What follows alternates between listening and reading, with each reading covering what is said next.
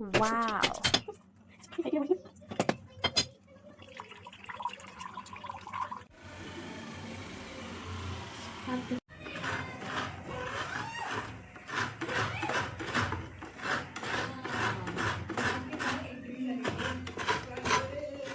Hello friends, आज आहे अंगारकी संकष्टी. त्यानिमित्त मी तुम्हाला दाखवणार आहे उकडीचे मोदक. चला त्यासाठी आपण त्यासाठी काय साहित्य लागतंय ते पाहूया. हे मी 2 मीडियम साईजचे नारळ घेतले होते. ते ह्या वाटीप्रमाणे 3.5 वाटी भरले आहे.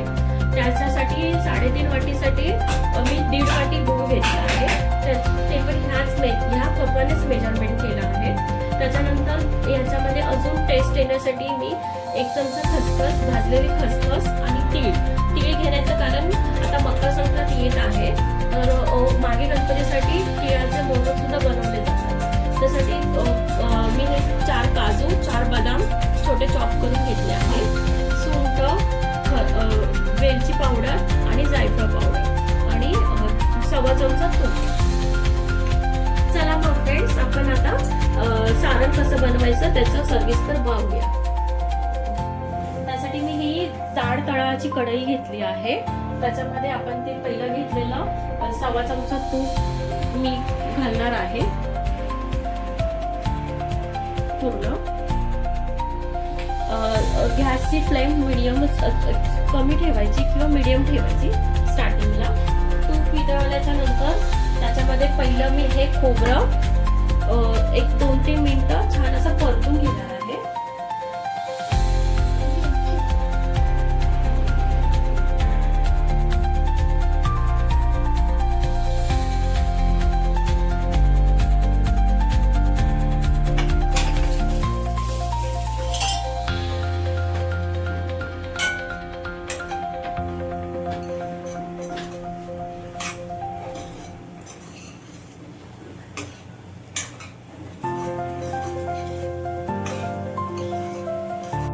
सेकंदाच्या नंतर त्याच्यामध्ये आपण ते गूळ ऍड केलाय. तो जो 1.25 वाटी गूळ मी काढून ठेवला होता ना बाजूला, तो आता हे छानपैकी असं हे गूळ वितळेपर्यंत आपल्याला मिक्स करत राहायचं. साधारण हे असं दिसेल. मला हे पुरं गूळ वितळण्यासाठी 5 ते 7 मिनिटं लागली आहेत. पूर्ण असं गूळ वितळून झाल्याच्या नंतर त्याच्यामध्ये आपण टाकणार आहोत खसखस आणि तीळ, भाजलेली खसखस आणि तीळ आणि ड्रायफ्रुट्स इच्छुक आहे. खसखस तीळ सुद्धा इच्छुक आहे. नॉर्मल आपण हे वेलची पावडर, जायफळ वगैरे घालून सुद्धा मोदक बनवू शकतो.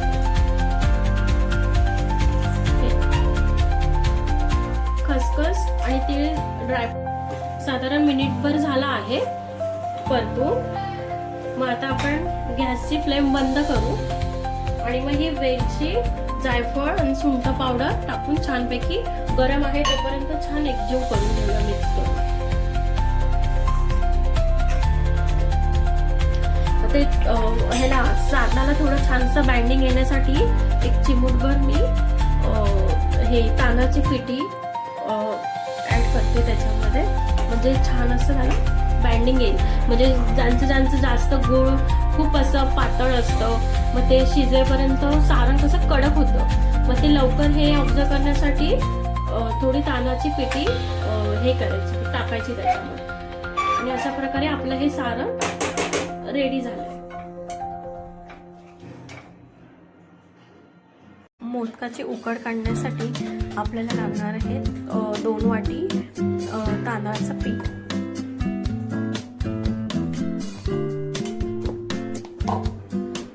वाटीने हे 2 वाटी तांदळाचं पीठ घेतलं आहे. मेजर कपने मी 1 वाटी पाणी आणि 1 वाटी दूध, 2 वाटी तांदळाच्या पिठासाठी 1 वाटी पाणी आणि 1 वाटी दूध असं मी मिक्सर बनवलं आहे. त्याला छानपैकी खळखळून उकळी येऊ द्यायची आहे. त्याच्यामध्ये आपल्याला छोटा चम्मच, पाव चम्मच तूप आणि 1 पाव चम्मच साखर घालणार आहे मी. ह्या तांदळाच्या पिठातच मी मीठ घातलं आहे, कारण उकळत्या पाण्यात आपण दूध घातलं आहे ना, दूध आणि पाणी, जर दुधामध्ये मीठ टाकलं तर दूध फुटण्याची शक्यता असते, त्याच्यामुळे आपण त्याच्यामध्ये साखर आणि तूपच घातलंय आणि मीठ या पिठामध्ये घातलंय. हे मग एक छान असं मिक्स करून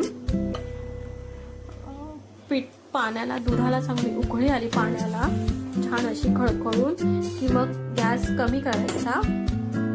एकदा असं छान असं मिक्स करून घ्यायचं साखर आणि दूध ह्याच्यासाठी टाकायचं की आपले मोदक छान असे पांढरे शुभ्र होतातच आणि त्याप्रमाणे खूप उशिरापर्यंत मऊसूत सुद्धा राहतात, ते फुटत नाही. मिश्रण असं मिक्स करून त्याला 10 मिनिटं झाकण ठेवून द्यायचे. मी गॅस बंद केलेला आहे.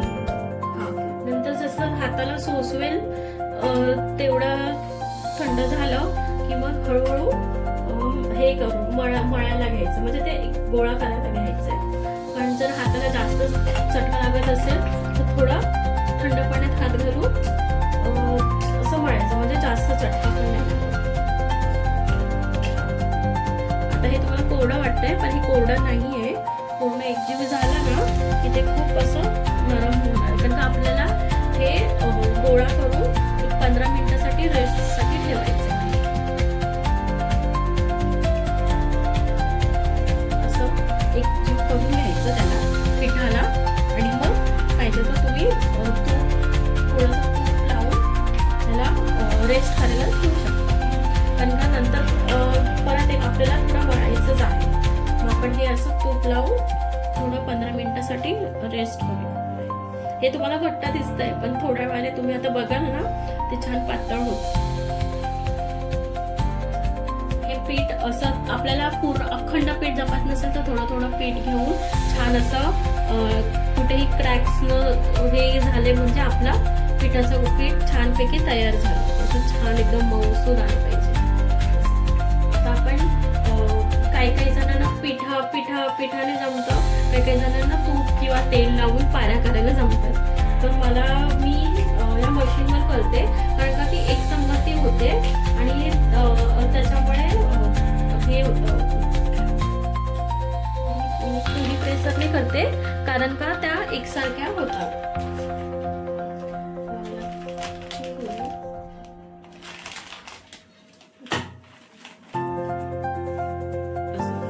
आणि आतमध्ये सारण भरायच्या आधी थोडंसं पीठ बुडवून म्हणजे सारण सगळीकडे छान लागतं.